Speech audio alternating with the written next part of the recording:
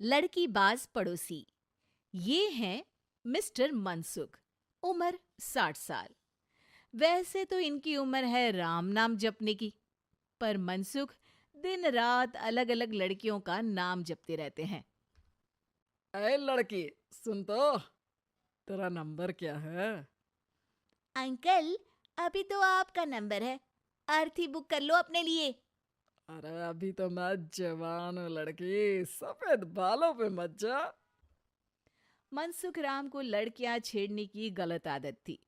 पत्नी बहुत पहले गुजर गई थी, जिसके बाद मनसुख खुले बैल की तरह हो गए। जहां दिखी नारी वहां लाइन मारी।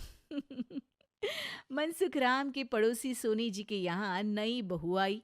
नाम था कल्याणी। अरे वाह बेटा कल्याणी, तेरे आते ही घर में खुशी खुशी हो गई है बेटा। अरे माँ जी, जलेबी खाओ, बात मत करो, बोलने से खुशी को नजर ना लग जाए।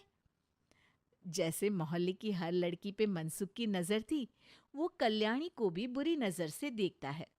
एक दिन कल्याणी छत पे मिर्ची सुखाने जाती है। दूसरे छत पे खड़ा मनसुख गाना गाने लगता है। उफ उफ मिर्ची, हाय हाय मिर्ची, देखे तो तुझे लग जाए मिर्ची। कल्याणी को लगता है कि यूं ही गा रहे हैं, शौकिया तौर पर ये तो होता ही रहता है। एक दिन कल्याणी आंगन में पौधों को पानी दे रही होती है। फूल हूँ गुलाब का, चमेली का न समझना, आशिक हूँ मैं आपका, सहेली का न समझना। कल्याणी को ये बात बहुत अजीब लगती है, क्योंकि शायरी बोलते वक्त मनसुख उसी की तरफ देख रहा था। वो अंदर जाती है और अपनी सास को कहती है, ये जो हमारे पड़ोसी हैं। अरे दूर रहना उससे। हाँ, दूरी रहूंगी, पर ये थोड़े अजीब नहीं है? अरे अजीब, आवारा, ठरकी, पता नहीं क्या क्या आदमी है वो। हर लड़की पर नजर डालता है वो। उसकी उम्र की वजह से कोई उसे कहता नहीं। बाकी उसे आसपास रखना भी नहीं चाहिए। अरे पर ऐसे थोड़ी ना चलेगा, एफआईआर करवा देनी चाहिए। हवालात में हवा और लात खाएंगी तो समझ जाएंगे। अरे यही तो दिक्कत है ना समाज की। जिसके साथ दिक्कत होती है उसको भी समाज गुनहगार समझता है। लड़की अगर बोल दे कि फलाने ने मुझे छेड़ा है, तो कुछ लोग तो ये कहने लगते हैं कि लड़की की भी रजामंदी होगी ही। ये तो है, पर कुछ तो करना ही पड़ेगा। नहीं बेटा, कुछ मत कर। जबरदस्ती हम किसी से लड़ेंगे नहीं। हमारा परिवार इज्जतदार परिवार है। कीचड़ में जाएंगे तो हम भी तो गंदे हो जाएंगे ना। लेकिन सासू माँ, कीचड़ में जाए बिना गंदगी कैसे साफ होगी? अरे बेटा, मैं तो यही कहूंगी कि तू नई बहू है। अपना रुतबा बना बाकी औरतों में। अपनी समझदारी से, अपने काम से इन चक्करों में मत पड़ बेटा। बहू सास की बात ना चाहते हुए भी मान लेती है। और कई ऐसे मौके आते हैं जब मनसुख बहू पर उल्टे कमेंट्स करता है। जैसे एक दिन जब बहू छत पर सफाई कर रही होती है तो मनसुख छत पे आकर गाना गाने लगता है। तेरा ध्यान किधर है, तेरा हीरो इधर है, तेरा हीरो इधर है। मेरा ध्यान तो आपकी हरकतों पे ही है। थोड़ा आप भी ध्यान दो कि क्या कर रहे हो आप। अरे बहुत तीखी हो, और मुझे मिर्ची पसंद भी है।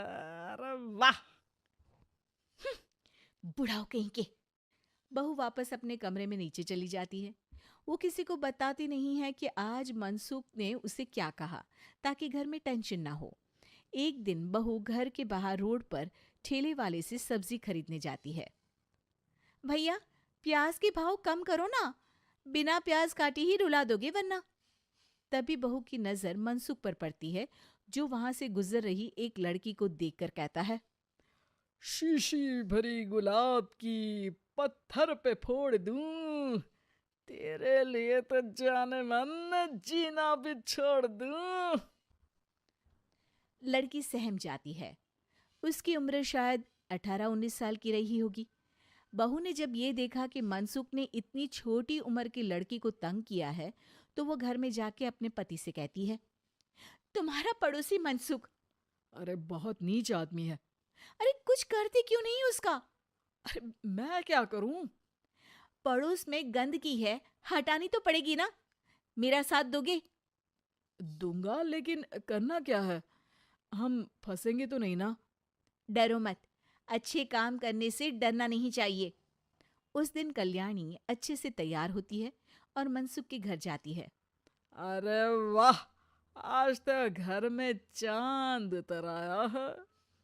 आपकी शायरी, आपके गाने मुझे यहाँ खींच लाए। शाम को मेरे पति और सास घर पर नहीं रहेंगे। आप मेरे घर आ सकते हैं चाय पीने। अरे जरूर जरूर, मुझे पता था तुम समझदार हो, पर इतनी जल्द मुझे पसंद करने लगोगी ये नहीं सोचा था। चाय पे इंतजार रहेगा। मनसुख शाम को कल्याणी के घर चला जाता है। आप बेडरूम में बैठिए, वहां चाय पियेंगे। अरे वाह बेडरूम में चाय